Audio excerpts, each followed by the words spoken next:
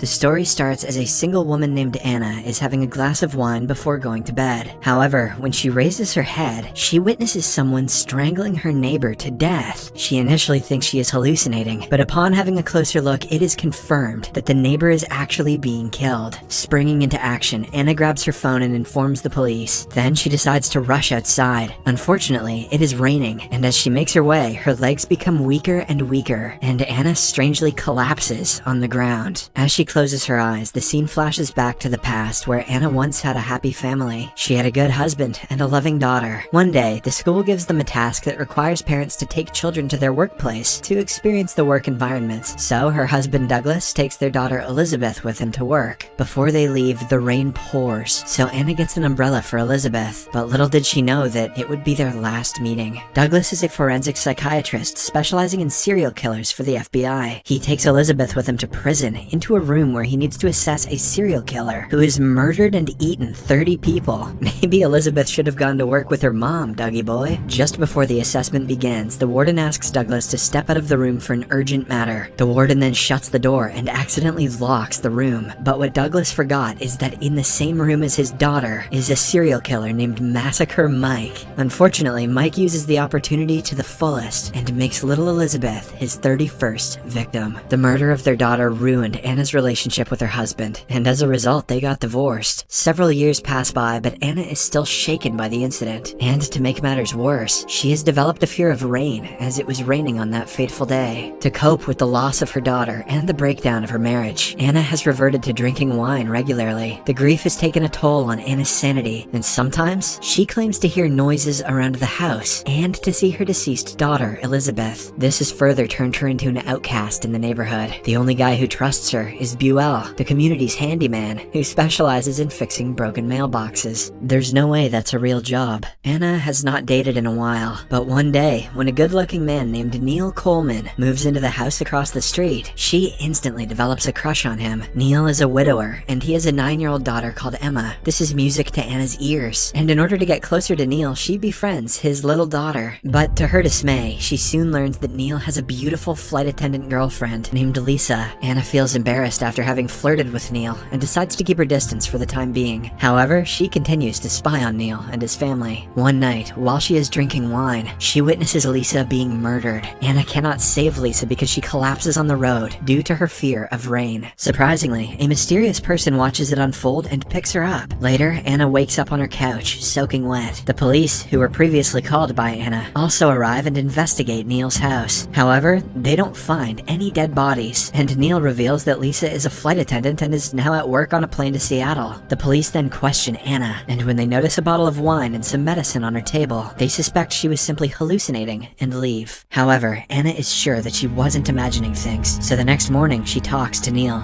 But just like the others, Neil claims that Lisa is still alive. He even shows some text messages that he exchanged with Lisa earlier this morning. Despite the evidence, Anna is still far from convinced. After Neil and his daughter Emma leave for the supermarket, she breaks into their home to look for more evidence. Near the window, she finds Lisa's earrings, which she keeps with herself. But before she can find something more concrete, Neil and Emma return home and catch her red-handed. She is then berated by the father-daughter duo for crossing their boundaries before being kicked out of the house. Distraught and embarrassed, Anna heads to her friend Sloane and explains the entire ordeal to her. She tries asking for help to investigate the crime scene, but to her dismay, Sloane also believes that she was hallucinating. Now, because of all the people giving her the same reason, coupled with the fact that she usually sees her dead daughter, Anna becomes convinced that maybe she actually was hallucinating. Hence, she decides to stop her investigation and visit the support group she signed up for after her daughter's death. After the meeting, Anna makes a plan to go out of town to clear her mind. But at the airport, as she waits to buy a ticket, she learns that there haven't been any flights to Seattle during this week. This rings a bell in Anna, as Neil had claimed that Lisa left for Seattle the day before. She also learns that Lisa is currently on long leave. With this information, Anna starts suspecting that Neil has murdered his girlfriend. Hence, she visits the local police station and talks to a detective named Lane. She brings out Lisa's earrings and asks the cop to investigate the case, but Lane mentions that it's not enough evidence. In fact, the only thing it's evidence of is a B&E. Anna leaves the police station dejected, and when she gets to her car, she finds a warning: stop or you are next. Despite this, she continues her investigation. When Neil's daughter Elizabeth comes over to sell some cookies, she wins her trust by giving her a large amount of money. Then, Anna Anna inquires with the little girl if she heard anything the previous night, right before the police arrived. Elizabeth doesn't say much, but reveals that her dad and Lisa were constantly fighting, and that is why Neil had sent her to watch television. This makes Anna even more suspicious about Neil. The next morning, she looks up Neil on the internet. To her shock, she finds out that Neil was the prime suspect in his late wife's death. However, due to the lack of evidence, he was released. Some claim that he tossed his wife into the water and watched her drown. Anna, who has a habit of overthinking,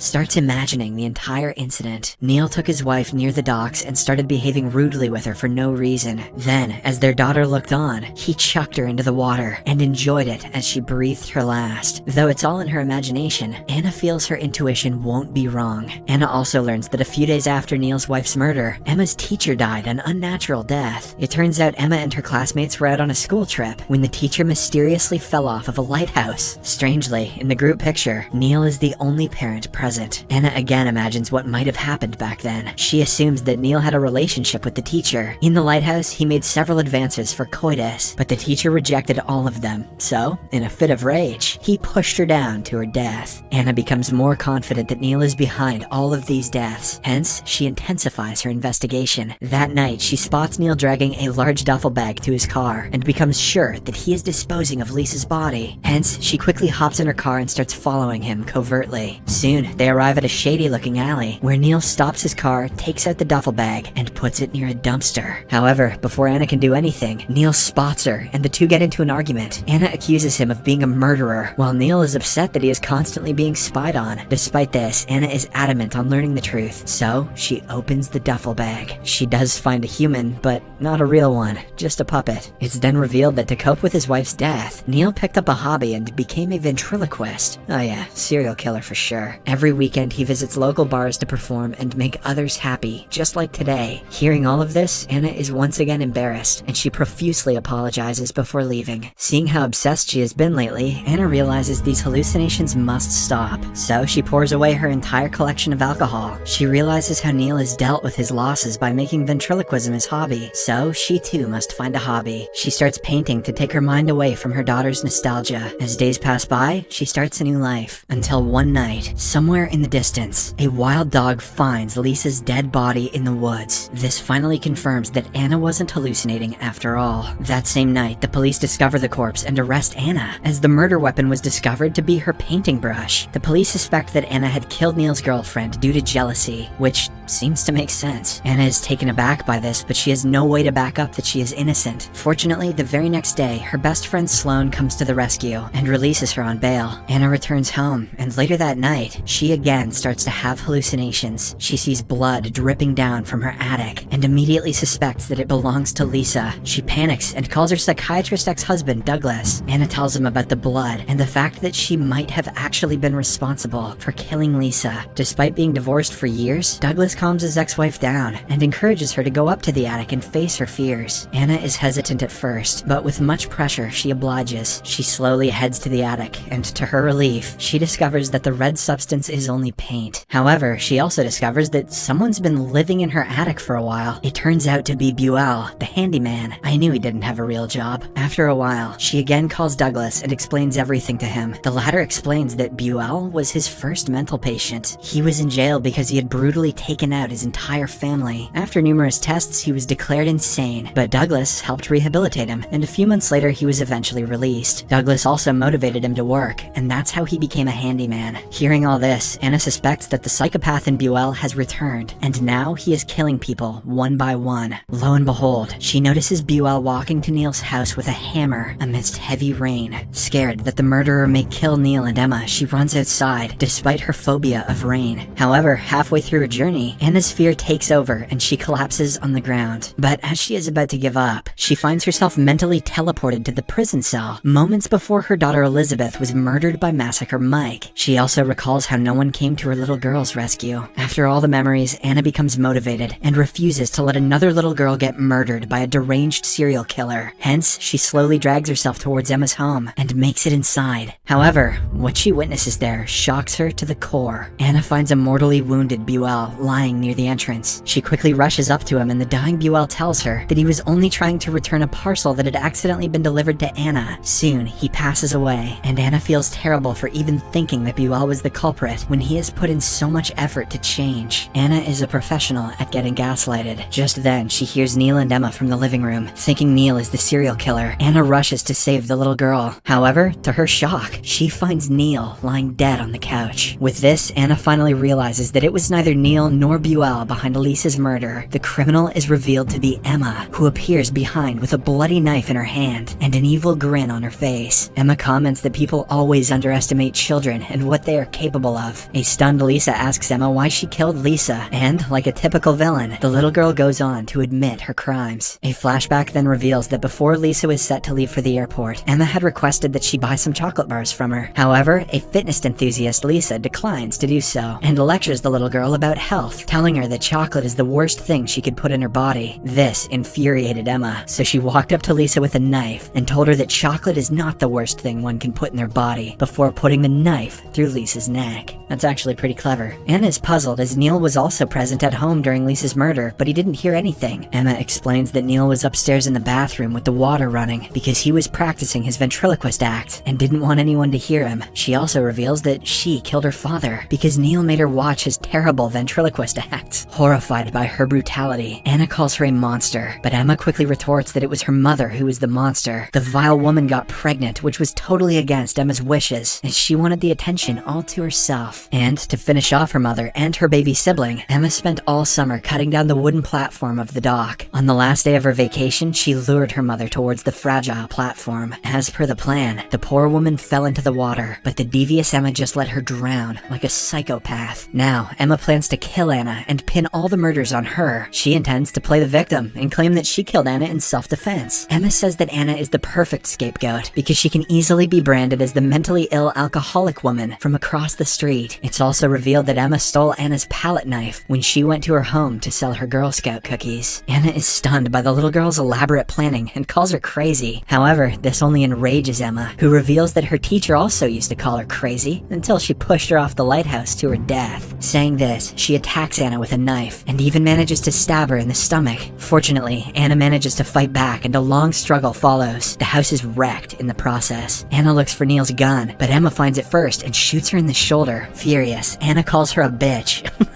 and lunges at her, successfully swatting the gun off of her hand. However, the psychopath girl manages to again dominate Anna and smashes a plate on her head, seemingly taking her out. Meanwhile, Douglas leaves for Anna's house, fearing for her well-being, as he's not been able to reach her after she found Buell living in her attic. Elsewhere, Emma calls 911 and tells the operator that she killed her crazy neighbor in self-defense, and the latter killed her father. But just then, Anna again starts moving, proving that she is still alive. Enraged, Emma quickly hangs up the call and carries the knife to finish off Anna once and for all. She sits on top of her victim as she is about to deliver the final blow, but Anna picks up a broken piece of plate and stabs Emma in the heart, finally killing her. Douglas arrives just in time and sees Anna stab the little girl in self-defense. He then rushes to Anna's side and asks her to stay with him, assuring her that everything is going to be fine. It's totally not going to be fine. She looks insane. A few weeks after the incident, Anna is declared innocent because of Douglas's testimony in favor of her and the plethora of evidence against Emma. Fast forward 1 year, and we're reunited with Anna as she boards a plane to New York, and our character happily orders a glass of vodka. Sitting next to her, in seat 2A, is a mysterious woman who informs Anna that she's headed to New York for unspecified business. However, after Anna awakes from a brief nap, she discovers the stranger dead in the airplane bathroom. She immediately alerts the staff about it, but to her horror, they mention that no passenger was assigned to seat 2A. Furthermore, they also reveal that no corpse or any sign of the crime was found in the bathroom. The story ends as we are left to wonder, is this another one of her hallucinations? Or did she just witness another real murder?